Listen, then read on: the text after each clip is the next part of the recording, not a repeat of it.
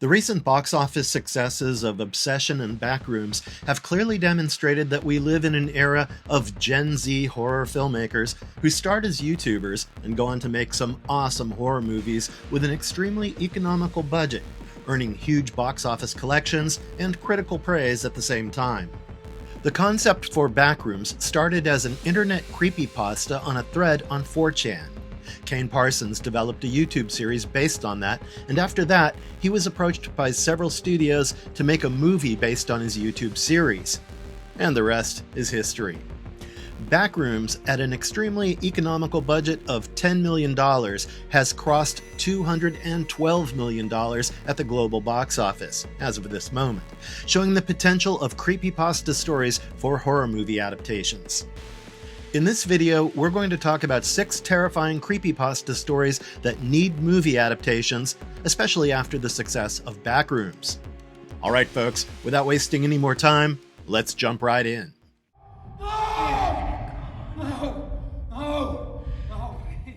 The Russian Sleep Experiment is basically a body horror film already. This tale takes us right back to the late 1940s, the post-World War II and Cold War era. According to this extremely bone-chilling and terrifying tale, Russian researchers decided to keep 5 political prisoners awake for 30 days by using a gas-based stimulant for an experiment. To carefully monitor their oxygen intake, they were kept in a sealed environment. For the first 5 days, everything seemed fine. They were falsely promised that they would be freed if they don't sleep for 30 days. After the 4-day mark, though, their conversations became darker in tone.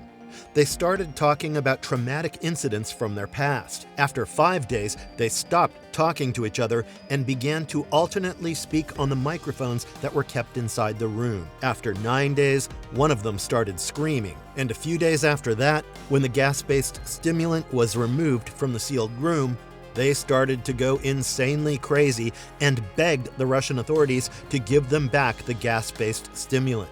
They even told the authorities that they didn't want to be freed anymore. During that time period, one test subject died. Large portions of his skin and muscle were torn away, and that was the case even among the alive test subjects. Most of their wounds were found to be self-inflicted. They tore away their muscle and skin with their bare hands. Several Russian soldiers, despite being special operatives, refused to go in there and retrieve the test subjects. And when they finally gave in and went there, the results were horrifying. The political prisoners put up a fierce fight against the Russian soldiers, and one of the Russian soldiers even got his throat ripped out by the test subjects. Another got his testicles ripped out, and his artery also got severed by a test subject's teeth. 5 more soldiers committed suicide in the weeks that followed the incident. Gradually, the rest of the 4 test subjects also died one by one. While they were alive, they desperately wanted the gas-based stimulant back. The stimulant that was keeping them awake, but also severely harming them in the process, beyond repair. There are several reasons why this creepypasta tale would make for a great horror movie. First, its Cold War era setting. Second, its portrayal of the horrors of heinous experiments on people conducted by a nation-state that doesn't seem very far-fetched in real life. Although this tale is fictional, it's certainly not implausible, as Nazi Germany and the Soviet Union had a history of conducting brutal, cruel, inhumane, and heinous experiments on human subjects. No wonder when the story was first posted on Creepypasta Wiki in 2010 by a user called Orange Soda, it was believed as something that actually happened in real life by many of its readers. The movie adaptation could also explore whether the gas woke up something inside the subjects, or it simply revealed what was already there without giving any easy answers to the audience. Ben Drowned was an ARG before Hollywood knew what ARGs were. This tale's about a college student whose enthusiasm for video games lands him in deep troubled waters. One day, he drives around in search for video games to play on the Nintendo 64 that he got from his friend, and he meets a creepy old man from whom he buys a second-hand Nintendo 64 cartridge of Majora's Mask. That game already has a saved file named Ben. While playing the game, all kinds of strange things start happening to him. Statues of Skull King and the Elegy statue follow him everywhere within the world of the game. He gets stuck in Clock Town and is not able to get out of there even if he wants to. The game starts affecting his real life too. The Elegy statue takes hold of his computer. It even starts appearing in his dreams. He begins to see that statue in places he's not supposed to see. During a conversation with Cleverbot on his computer, the guy realizes that he was the one being played in the game, and it was not the other way around. His computer automatically opens the conversation for him. He even goes to meet the old man multiple times, but is not able to find the old man at the spot where he bought the video game from. He begins to question his reality as well as his sanity. In order to make this creepypasta tale more believable, the author Alex Hall posted this story as a plea for help on 4chan. And not just that, he even uploaded footage similar to a gameplay on YouTube in which we can see him playing the game, and we can also see the statues of Skull King and Elegy statue. He even warns his readers to not download any of the footage he uploads online to YouTube, as he doesn't want them to go through what he had gone through. The player is the one being played. This trope could work so successfully in a horror movie. It truly has the potential to turn into a great horror film with some sci-fi elements. No End House is 9 rooms of pure psychological torture. This creepypasta tale keeps on escalating, scaring the bejesus out of us in the process. It's about a college student named David. David has a friend named Peter, who also happens to be a drug addict. After 2 years of college, Peter drops out. After that, David doesn't see Peter very often. Occasionally, he's able to talk to Peter online. One day, Peter sends him a message stating that they both need to talk about something. Peter tells David about the No End House. Long story short, in that house, there are 9 rooms. He has to pass through all of them, and after that, he gets the prize money of $500. But here's the catch though. Those rooms would progressively and gradually become terrifying as David would pass through them. For David, $500 sounds too good to be true. So he accepts the challenge because he could use that money. When David first enters the house, he doesn't get intimidated immediately. The first room looks like the Halloween aisle of a department store, filled with toys of ghosts and zombies that give a static growl when someone passes by them. That doesn't scare him at all. After entering the second room, he begins to notice an improvement in terms of the technology. He sees a bat hanging from a ceiling and flying in a circle. He steps over a few toy rats and moves on to the next room. In the third room, he sees a chair in the middle of the wood-paneled floor, and he also sees a single lamp in the corner that is doing an extremely poor job at lighting the room, creating a lot of shadows across the floor and walls in the process. And here is where David starts to have a bad feeling about the place. He turns back and tries to open the door from where he entered the third room, but to no avail. And then he starts wondering whether someone was locking all the doors while he progressed through the rooms. He realizes that he's trapped there, and without completing the challenge, he won't be able to get out of that house. He turns back again and notices the disappearance of the shadows. That only adds to his fear, and he immediately goes towards the other door in order to enter the fourth room. As soon as he closes the door from where he enters the fourth room, all the light gets sucked out and only darkness remains. He even listens to a weird humming sound. And then, in another one of the rooms, he feels that mosquitoes and little bugs are crawling inside his body from head to toe, and he's not able to do anything about it, except somehow find a way to get to the next room, which he does. Now and then, he keeps on hearing that odd, weird, and haunting humming sound throughout the rest of his horrifying misadventures in that house.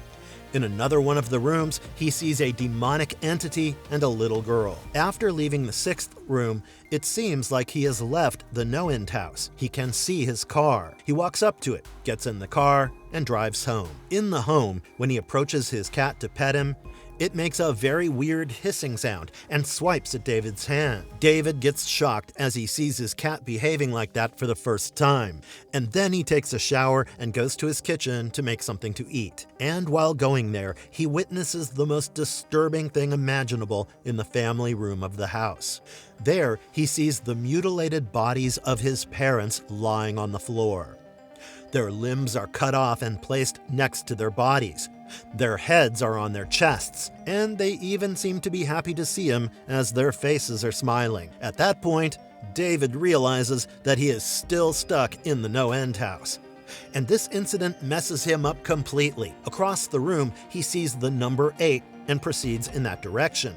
After entering the 8th room, he sees his own doppelganger sitting on a chair. His doppelganger is begging him not to hurt him, but he's also telling him that if he wants to get out of that haunted house, he has to kill him. David proceeds to stab his doppelganger to death in order to escape from the house. He succeeds, collects his $500, and finally gets to go home.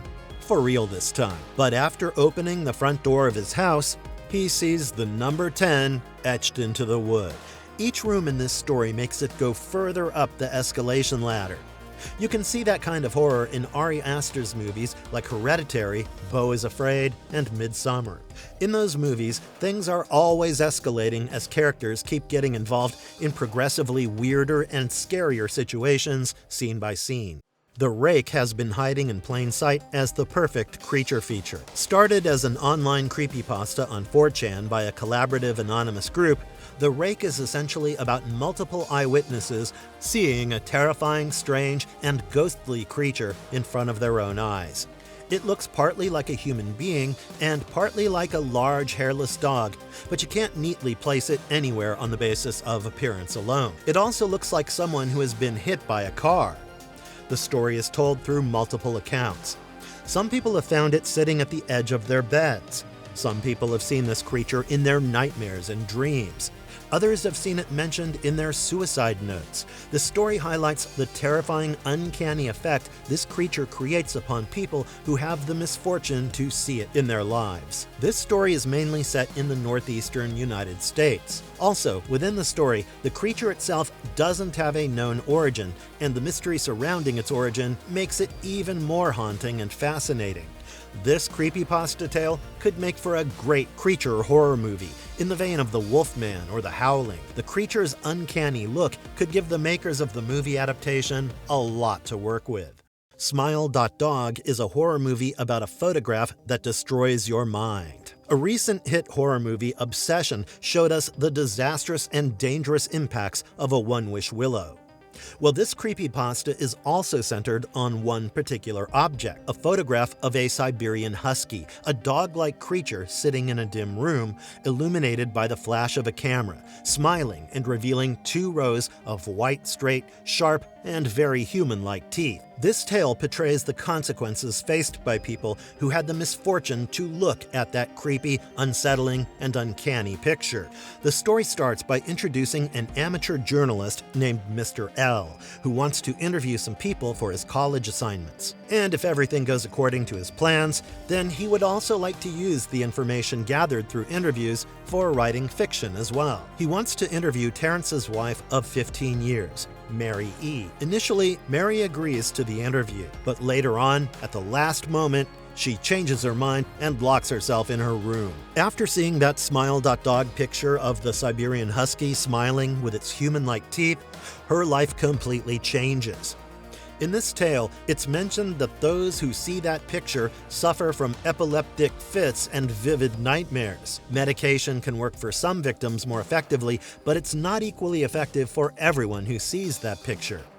Many victims in the story end up committing suicide after seeing that uncanny picture. She even sends a mail to Mr. L, in which she describes how Smile.Dog has haunted her for the past 15 years by coming to her in her dreams. She claims that it even communicated with her and told her that if she wants it to go away, she would have to spread the word. She even tells him that many of her fellow victims have committed suicide as they couldn't bear the pain anymore, and she warns him against pursuing the case further for the sake of his sanity and health. Later that month, Terrence contacts Mr. L and tells him that Mary has committed suicide. The story ends with Mr. L also seeing the Smile.Dog picture. The fate of the protagonist is left open to interpretation. This creepypasta tale can actually make for a great horror movie with thought-provoking social commentary about the consequences of the spreading the word message of the viral social media culture. The look of the Siberian husky creature in the photograph is extremely uncanny and unsettling, and if used well, it would manage to raise hairs of the movie-going audience all over the world. Also, the movie adaptation can even show how people change for the worse after looking at that picture, and the portrayal of changes in the behavior of the characters alone would make for a very interesting and scary horror movie. 1999 is the most disturbing children's television story ever written. This is a perfect creepypasta tale, utilizing Canadian landscapes in the best way possible. It's genuinely creepy, terrifying, and suspenseful as it combines elements of a horror story with the elements of a crime mystery story. The story starts with a Canadian man named Elliot, who's talking about his old kindergarten days when he really liked to watch Pokemon on a daily basis. The year was 1999, and Pokemon was the craze back then. Pokemon cards, games, stickers, and the TV show were extremely popular.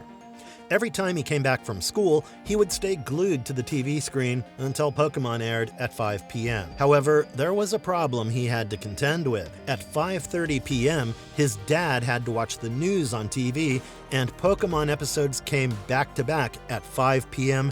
and 5:30 p.m. So every day, he had to miss an episode. He complained to his dad about that problem on a regular basis. Annoyed by his complaints, his dad decided to buy another TV for him. He put that TV in Elliot's room. However, that TV was old and small, with rabbit ears. It only had 20 channels available, and it didn't have the channel on which Pokemon was shown. Although Elliot didn't really care about that. His priorities shifted a bit, and he was just thrilled to have a TV in his own room. One day in April, he pressed 21 on the remote, hoping to find more channels. And as it turned out, the TV did in fact have more than 20 channels. The channel he tuned into was called Caledon Local 21. Later on, he found out that the channel was broadcast from the town of Caledon, Ontario, a town that was very close to his city. He couldn't make heads or tails of the shows that he saw on Caledon Local 21. The shows looked like they were poorly made. As he grew up, he realized that the shows he was watching on that channel were extremely messed up. One of the shows he used to watch on that channel was Mr. Bear's Cellar. In that show, a guy wearing a bear mascot costume would get a new visitor into his cellar every day. The show was filmed with a camcorder. In one episode, Mr. Bear was sitting at a table playing checkers by himself in his cellar when two children came to meet him. One of them was a boy who looked about the age of Elliot, and the other one was a girl who looked about 8 years old. The cellar was only lit by a small oil lamp kept on the table. Mr. Bear was dancing in delight and talking to the kids. After that, he was also singing a song to them. In the end of the episode, all of them were playing hide and seek. Mr. Bear was counting, and the kids hid in a closet. In another show, Soup and Spoon, a can of soup and a spoon were both attached to strings, swinging back and forth as if someone was holding and dangling them. The spoon was chasing the soup, trying to eat him. In the end of that episode, 7 kids were sitting around a table, and they each had a bowl of soup in front of them. They were sitting and looking at the camera with confused and extremely frightened faces.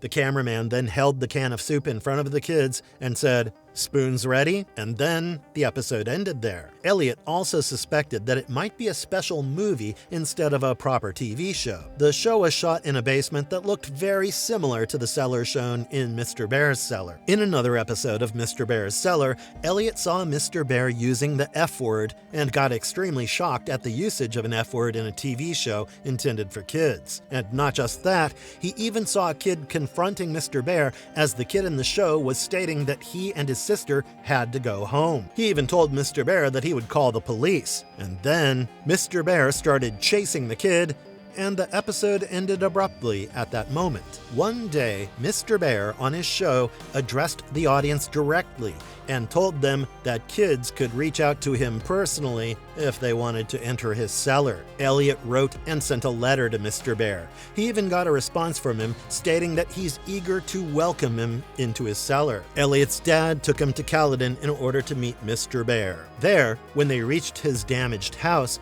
a police officer showed up and told them him everything he knew about the case. The kids had never left the cellar. They were killed by Mr. Bear, who fled and abandoned the place. And Mr. Bear used to record all his shows for Caledon Local 21 from that cellar. This creepypasta tale is extremely cinematic, as if it's reminiscent of iconic, memorable, and popular films like The Night of the Hunter, The Texas Chainsaw Massacre, and in recent years, The Black Phone. It has all the elements of an A24 horror flick, and yet somehow no one has turned this story into a film adaptation. After the success of Backrooms, we can hope a little bit, I guess. The success of Backrooms made us aware of how filmmakers can take inspiration from creepypasta tales that become extremely popular online and adapt them into a compelling movie with engaging performances, impeccable direction, and a well-written script. And now, there are many creepypasta tales waiting out there for a talented filmmaker to approach them and turn them into movies. Alright folks, time to sign off. We hope you enjoyed our video. Please like, share, and subscribe to our YouTube channel. And hey, thanks for being with us. We really appreciate it. Stay tuned. We'll be back with our next video.